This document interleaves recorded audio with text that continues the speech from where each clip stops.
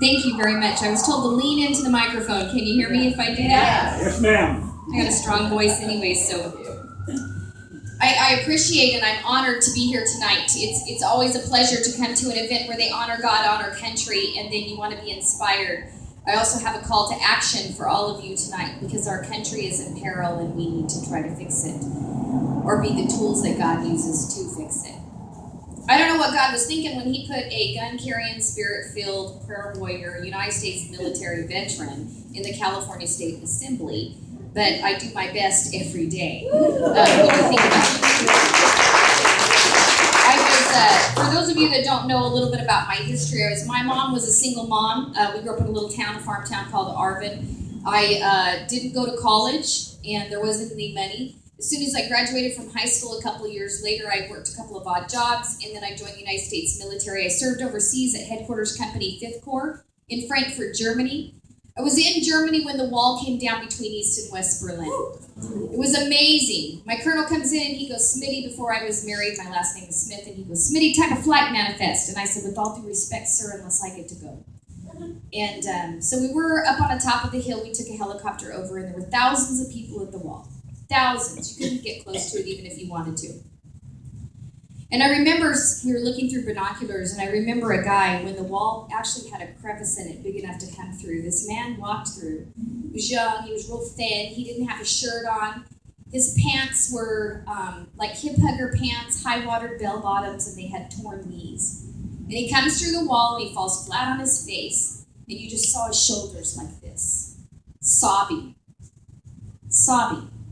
And I never met the guy, but my story is that, one day he went to visit his aunt and uncle or his grandparents, and the wall went up between East and West Berlin, and it took him decades to find freedom again. And when he found it, he was so grateful, he laid his face on the ground and thanked God. And like I said, I never met him. I think about what goes on in the United States of America, and especially here in California. There's not a physical wall going up that separates liberal and communist Germany to the real Germany or free Germany. But there is a wall that's going up, and it's being built every day. And they're taking your freedoms away.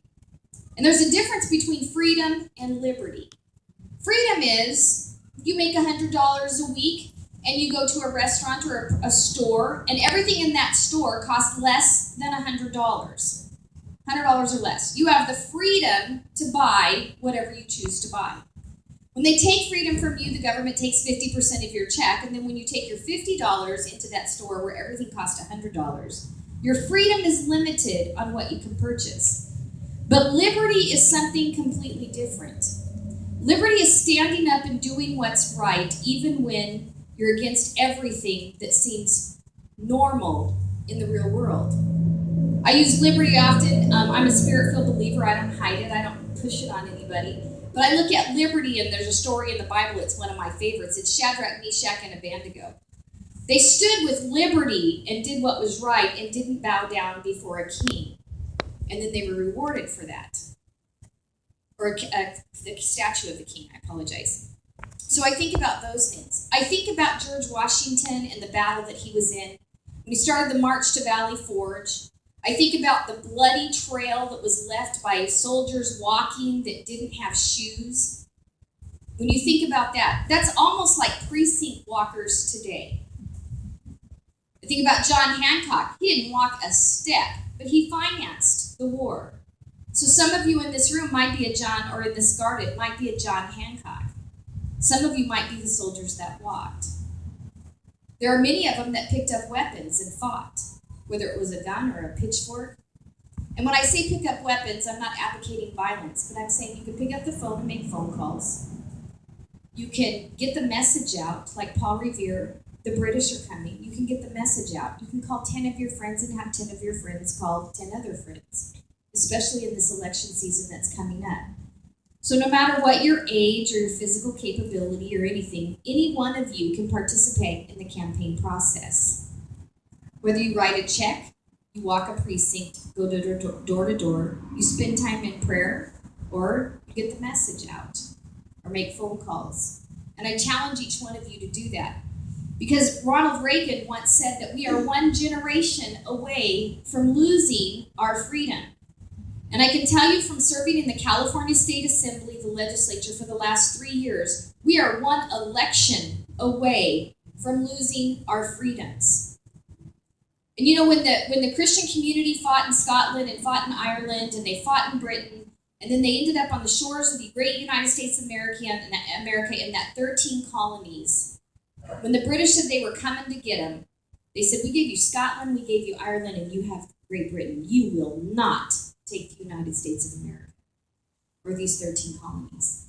And we very well may find ourselves in a place like that.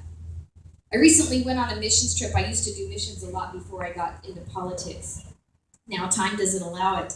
And I went to Zimbabwe, Africa, and we went to these orphanages. And when I went to these orphanages, these kids, they were so, America is blessed to a point where we don't even realize it sometimes. I sat down with this girl at an orphanage and I said, you guys already cleaned up for lunch? And she looked at me and she goes, it's Tuesday. And I said, yes, it is.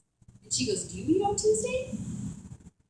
And I thought, oh my God, they don't eat on Tuesdays. But that was a normal thing for her. Like, they just don't eat on Tuesdays.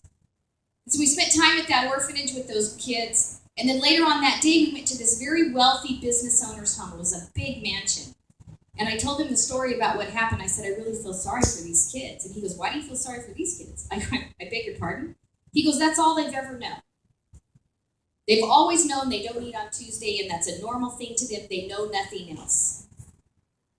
He says, the people who died when Zimbabwe was the bread basket of the world, bread basket. They produced food and farming. There were all these rundown companies over there. Those people that died, they died knowing Zimbabwe was the greatest bread basket of the nation. And then when you come to the people that have lived through the process where they realized what Zimbabwe was and what it is today, he goes, those are the people that you feel sorry for. Those are the people that lost their homes and now are wandering the streets. The kids that were born into this, they don't know any different. And he looked right in my eyes, and this was just a couple of years ago, right before I got elected, and he goes, and you know what, if you guys don't change things, America's on that way, and you fall in that middle generation because of your age. That hit my heart like a ton of bricks. And I wasn't even elected. I wasn't looking at politics. I wasn't thinking about elections. I was, if you followed the first election, I was lucky if I voted, because if I was out of the country, I didn't. And that's a horrible thing to say, but it's true. What can I say? And I look at the election process, and I wasn't looking for politics when it came looking for me. But, when they asked me, when I was challenged to run, I guess, I said, I have to pray about it. So we prayed and fasted over it for 21 days. God kept giving me Jeremiah 33. And my friend who I trusted, because you never tell anybody you're thinking about running for politics, right? Then you'd be dealing in a whole other world. So I trusted my friend, and we fasted for 21 days, my husband and her husband. And she comes to me and she goes, I know that you know that you know. And I go, no, I don't know nothing. I got Jeremiah 33, and it says, call on me and I'll give you great and searchable things you do not know. I've been calling on him. I got nothing. I've been in my prayer closet. I get nothing. And she says, have you read the rest of the chapter? And I go, oh, no. I mean, I knew it was Jeremiah 33:3. So anyways, I read the rest of the chapter. And I'll paraphrase here because I don't have it memorized anymore, which is really a bad thing for me. But basically it says, call on me and I'll give you great and searchable things that you do not know. It talks about the dead bodies. It talks about the spirit of Babylonian. The people were in the fight with the Babylonians. And then it talks about all the bad things that are happening in government because the unrighteous are ruling. And then God says, nevertheless, I will restore this land as it was once before. It says, I will bring health and healing to it. And when all the nations see what I do for this land, all the nations will be in awe. And all my people will enjoy abundant peace and prosperity. When you think about California, when God restores California, I'm telling you that every nation, the people, their mouth are going to drop. Because in what other state can your kids take showers together in high school? What other state allows that to happen? What other state will lock a parent up under a child violation of abuse because you take your child to a counselor because they're struggling with gender identity issues? It's child abuse if you try to take your child to your pastor or to a doctor to get them counseling. There's no other state in the nation that does that. There's no other state. Even India, foreign countries don't allow women to have gender selection abortion anymore. And California in the last budget just funded abortions more by 40%. They call it the impoverished health care for women. Now you can be poor in a disadvantaged community and you can break your arm and your medical provider doesn't get 40% more payment. Your child can be sick, tonsils, anything like that, and your medical provider doesn't get 40% more payment. But boy, you want to go have an abortion, that medical provider is going to get 40% more money based on California taxpayer dollars funded by this year's budget. When I look at what happens with California high-speed rail and them allocating $250 million of cap-and-trade dollars with a continuous appropriation of 25% of all cap-and-trade dollars brought in to fund high-speed rail. High-speed rail is going to go right through my district, ripping up high schools, churches, communities, homes. It's nothing what was promised in Prop 1A, and they continue to plow forward. It's in court, tied up in battles. Congressman Kevin McCarthy just got elected Republican leader, and he vows to stop all federal funding to come to high-speed rail. He vows publicly to stop that. But yet Jerry Brown and the Democrat supermajority continue to plow forward. I don't understand some of the stuff that goes on up there. There's a piece of legislation that we're watching going through the building. And basically, if you're a business owner, and say this facility that we have, and I don't know a lot about it, so I'll just share how the bill kind of works. Home Depot delivers product to this store this facility by a delivery driver. This paper, things that you use every day in an office. This facility pays Home Depot the bill. Home Depot doesn't pay its employees. That employee can file a lien against this property without a judgment in order to claim the wages that were paid by a third-party vendor that was used by this facility. Now let's think about it. Maybe this facility, this property is owned, but what if it's not owned and it's like a Chili's and it's leased to a strip mall and that owner's in Los Angeles or New York? Then that owner will have a lien on their property. Think about it from a lien or a title holder perspective. You release the title, liens, you put them on. I mean, it's going to be absurd. Once that employee gets their $82 they're owed, do they ever go back and release the lien and file the paperwork? It's going to be a nightmare. But the people in the state of California that I serve with don't care.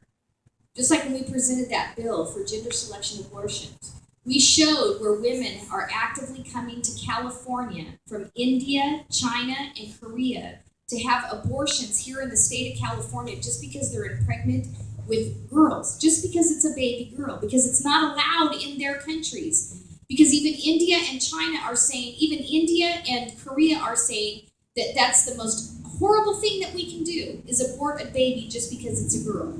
So they're getting on a plane and they're coming to the United States of America. They're landing in California. And not only do we perform the service, you pay for it and give it to them for free.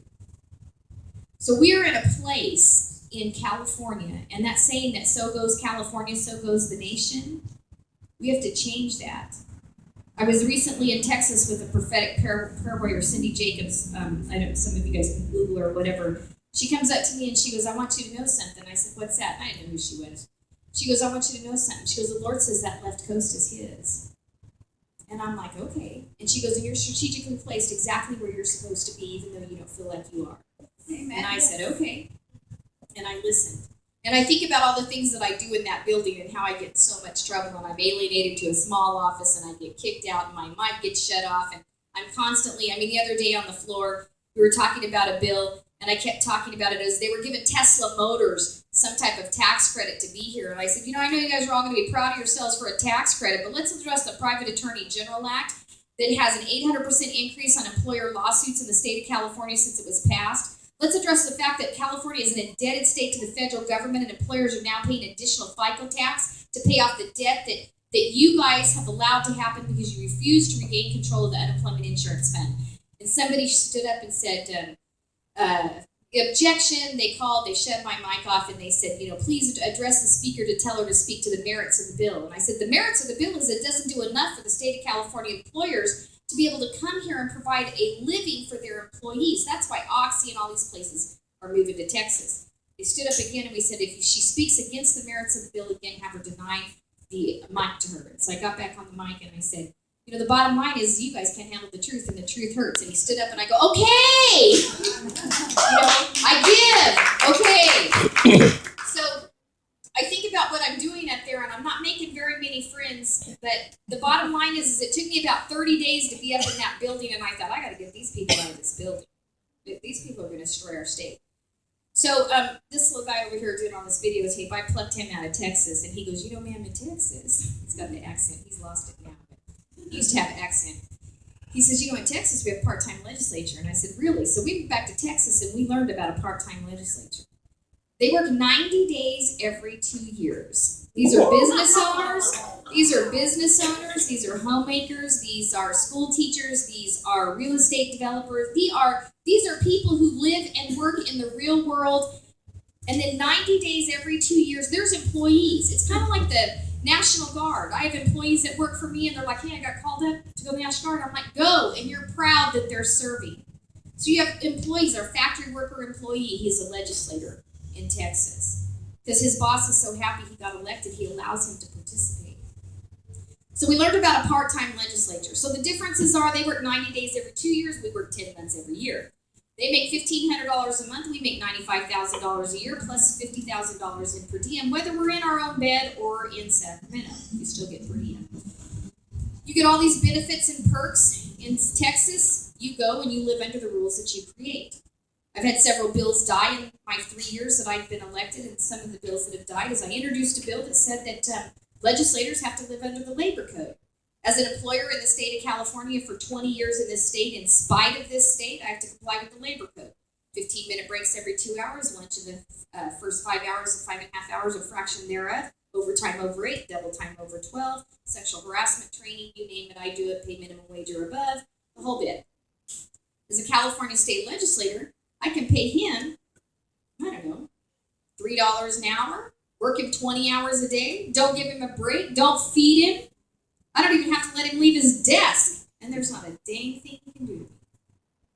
Because the legislature exempts themselves from the laws that they expect you to abide by.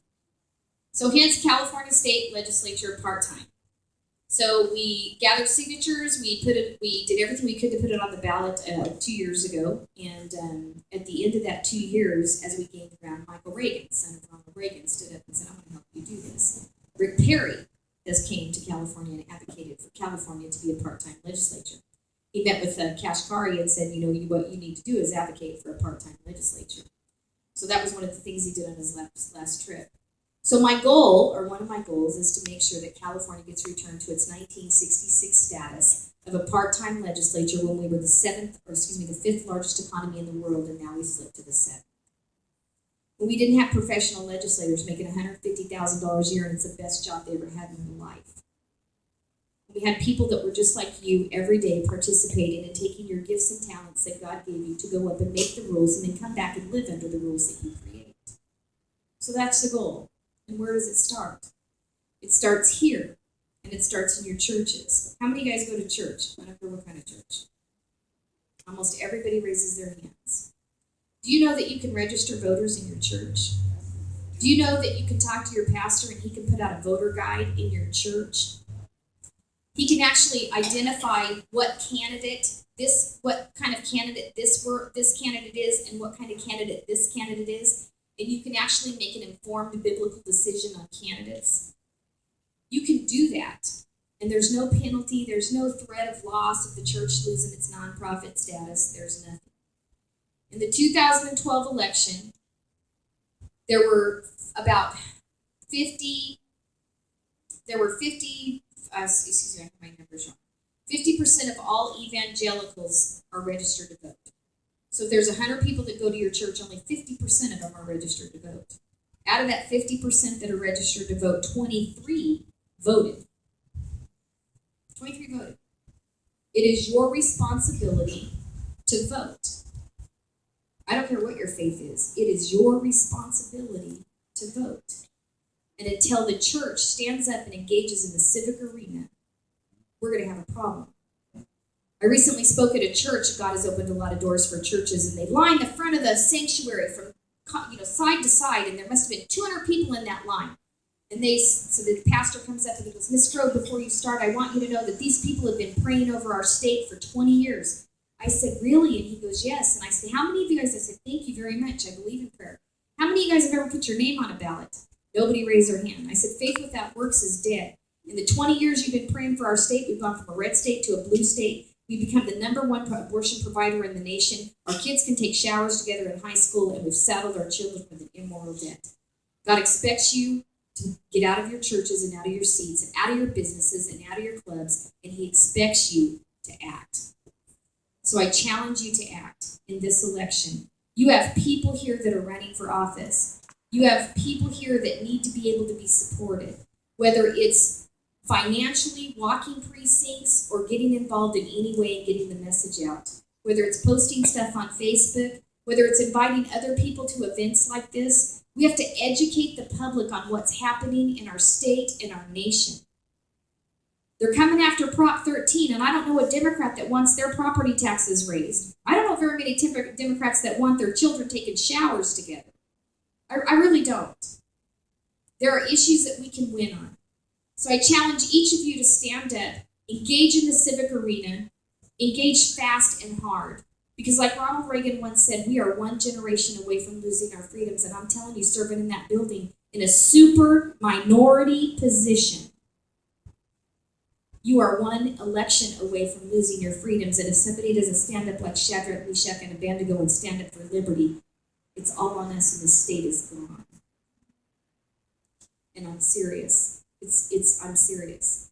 So I ask each of you to get involved and get engaged. I'm going to stop talking and I'm going to answer questions because I want to talk about what you guys want to talk about. So I think I have 7 minutes left. 6, 7. And I'd like to just